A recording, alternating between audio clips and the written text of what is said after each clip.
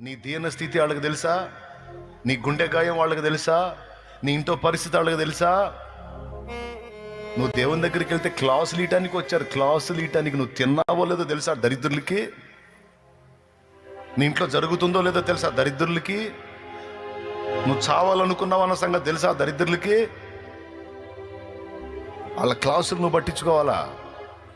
వాళ్ళు ముయ్యమంటే నోరు ముయ్యాలా? వాళ్ళు ఆగమంటే చర్చికి ఆగాల? నువ్వు ఎవరురా మీరు? ఎవరు మీరు?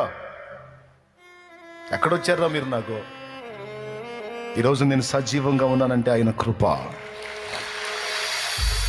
ఈరోజు నేను బ్రతికి బట్టగట్టి తిరుగుతుందంటే నా ప్రభు దయ. మీరు మొత్తం కట్టకట్టుకొని వేలేసుకుంటే వేలేసుకోండి.